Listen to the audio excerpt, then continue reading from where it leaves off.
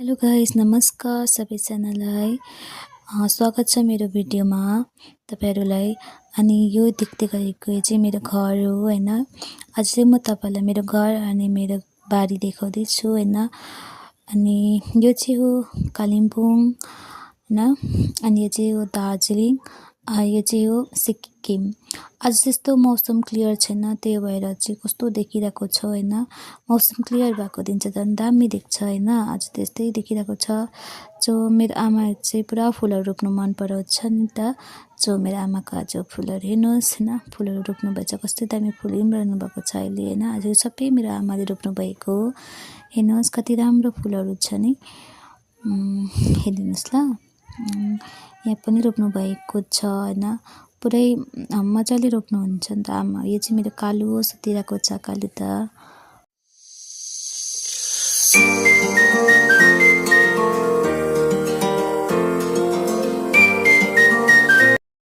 अब चाहिँ म तपाईलाई मेरो बारी देखाउने छु हैन। बारीलाई अब हामी बारी जाँदैछौँ कि हेर्दिनुस् है हाम्रो बारी। सो यहाँदेखि चाहिँ हाम्रो सानो बारी स्टार्ट हुन्छ हैन। यो चाहिँ यत्रो ठुलो रुख छ। पानी पर्ने सिजनमा पनि पुरा डरै हुन्छ यो रुखले गर्दा। सो हामी चाहिँ जानेछ।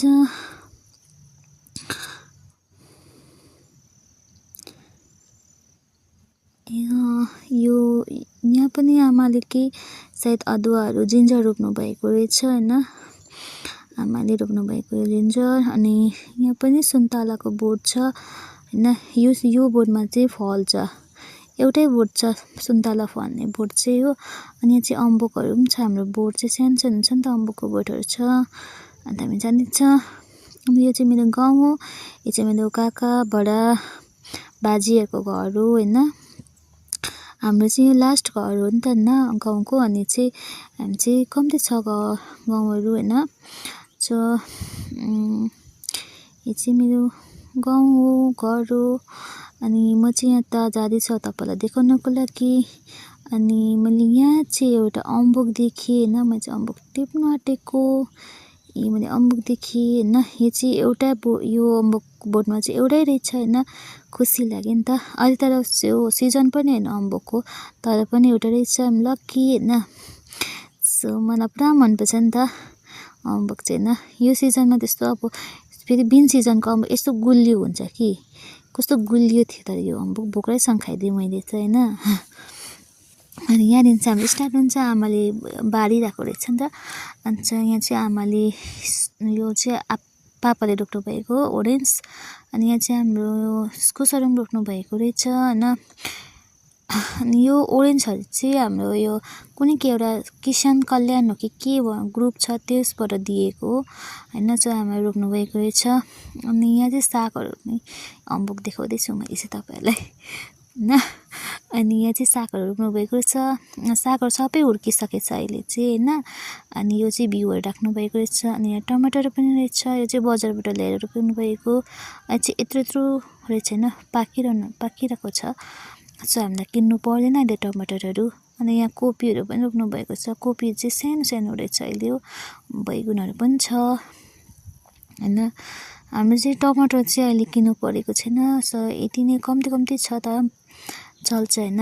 अर्ग्यानिक हो हैन, कम्ती खानुपर्छ। अन्त चाहिँ यहाँ चाहिँ सागहरू रहेछ हैन। सागहरू यत्रो फुलिसकेको छ। म पनि कति भएको थियो नि बारीमा नआएको। अनि यहाँ प्याज रहेछ। यहाँ यो मकै पनि रोप्नु भएको रहेछ हैन। अनि यहाँ सायद के रोप्नु, यो सायद यहाँ धनिया या पालकी रोप्नुहुन्छ हो। यहाँ लसुन पनि रोप्नु भएको रहेछ। अनि यहाँ चाहिँ मटरको बिउ राख्नु भएको रहेछ। सुकिरहेछ मटरको बिउ, त्यस्तो राम्रो देखेको छैन हैन। तर यो मटरको बिउ राख्नु भएको रहेछ आमाले।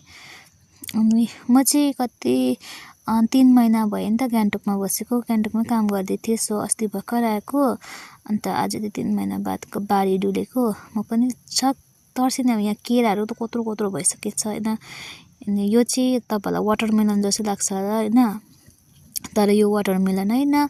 यसको यो कुनै के भन्छ नाम थाहा छैन मलाई हो। अनि यो चाहिँ मिठो पनि सब्जी हो यसको त्यो मिठाई बनिन्छ। अनि यहाँ चाहिँ बारीहरूमा चाहिँ आमाले सायद के रोप्छ होला, पाल्की धने रोप्छ होला, मल किनाउनु भएको रहेछ। अनि यहाँ रुख टमाटरहरू पनि छ होइन, यत्रो भइछ। अनि यहाँ चाहिँ आमाले सबै टमाटर रोप्नु भएको रहेछ। अनि मुलाहरू पनि रहेछ होइन, मुलाहरू पनि सबै बिउ राख्नु भएको रहेछ आमाले, फुलिरहेको छ होइन। अनि यति नै रहेछ अहिले त होइन। धनियाँ पाल्कीहरू अस्ति थियो रहेछ, तर सबै आमाले बेचिसक्नुभयो होइन।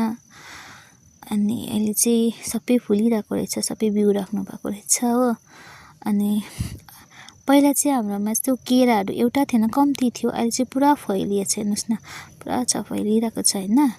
अनि यो पनि त्यही अघि मैले भने नि, यो वाटरमेलन जस्तै छ, तर यो वाटरमेलन होइन, यसको नाम मलाई थाहा छैन हो। यसको मिठाईहरू बनिन्छ, तर बनाउनु जान्नुपर्छ होइन, हाम्रो त पारा हुँदैन। सो हामी चाहिँ यो चाहिँ मेरो यति नै अब लास्ट बारी गयो यो चाहिँ होइन। यहाँ चाहिँ आमाले यो प्याज लसुन रोप्नु भएको रहेछ होइन। यो चाहिँ हो बिउ पनि रोप्नु भएको छ, सबै बिउ भइसकेछ होइन। यहाँ पनि छ लसुन होइन, यहाँ पनि छ बिस। अनि यहाँ पनि छ यो के भन्छ सुन्तला ओरेन्ज होइन, यति नै ओरेन्ज रोप्नु भएको छ। यो पनि त्यतैबाट दिएको, अघि मैले भने नि किसान कल्याण ग्रुपबाट दिएको भनेर, त्यहीँबाट दिएको। अनि मेरो पापा रोप्नु भएको थियो। अनि साथमा फामफल पनि दिएको थियो, यहाँ साइडमा फामफल पनि छ, फामफल पनि रोप्नु भएको छ। अनि चाहिँ अब चाहिँ म चाहिँ माथि घरतर्फ जाँदैछु होइन। अब चाहिँ गाईगोठ भएर जाउँ भनेर चाहिँ यताबाट घुमेर आएर जाँदैछु। चाहिँ मैले टु देखाएँ होइन। सो यो चाहिँ म हो होइन, यो चाहिँ मेरो यस्तै मेरो बारीहरू गाउँहरू हो होइन। सो म चाहिँ यहीँ हुर्केको यस्तै अब सानोमा त होइन, लड्दै पढ्दै यो ठाउँ प्यारो छ होइन। अब के भन्नु तपाईँलाई होइन, जाँदैछु होइन। तपाईँलाई मेरो भिडियो राम्रो लाग्यो भने चाहिँ मलाई सब्सक्राइब लाइक गरिदिनुहोस् है। मैले भर्खर बनाउन थालेको। अनि यो चाहिँ एउटा जङ्गलको आयुर्वेदिक भनौँ न, यो बनमारा। तपाईँहरू कहीँ जाँदा अब ट्रेकिङहरू जाँदा लड्यो पऱ्यो भने, चोट लाग्यो भने, खुन निस्क्यो भने यसले चाहिँ मजाले मारेर चाहिँ त्यो घाउमा लाउनुपर्छ, झट्टै हुन्छ, खुनहरू रोकिन्छ होइन। जस्तो मैले यहाँ चाहिँ केराहरू त थुप्रो रहेछ, हाम्रो चाहिँ पुरा फैलिसकेछ।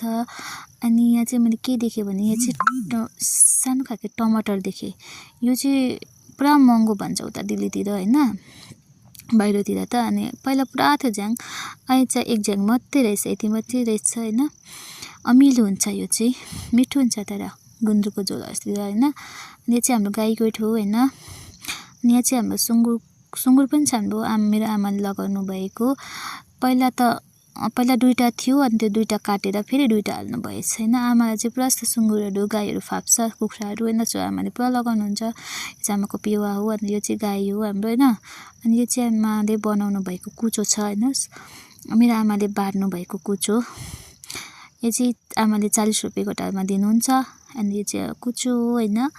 सो मेरो आमा यति इन्टेलिजेन्ट छ, तर म छुइनँ, मलाई बनाउनु आउँदैन। मेरो आमाले चाहिँ बनाउनुहुन्छ, सबै किन्नु परेन, कुचो झाडुहरू आमाले बनाउनुहुन्छ होइन। हाम्रो चाहिँ गाईगोठ हो। यो चाहिँ यसको भुँडीमा चाहिँ कुनै के भइरहेको छ, घाउ भइरहेको छ कि सानो घाउ भएको, त्यसले चाटेर यत्रो ठुलो बनाउँछ होइन। अनि चाहिँ आमाले दबाई लगाइ चाहिँ यसरी बाँधिदिनु भएको, अन्त यसले यसको जिब्रोले चाटेर यत्रो घाउ बनाइदिइरहेको छ नि त। अनि यो चाहिँ हो अर्ग्यानिक टर्मेरिक हल्दी। सो आजको भिडियो यति नै हो। तपाईँलाई मेरो भिडियो कस्तो लाग्यो, राम्रो लाग्यो भने लाइक एन्ड सब्सक्राइब गरिदिनुहोस् है। Okay, bye bye, take care.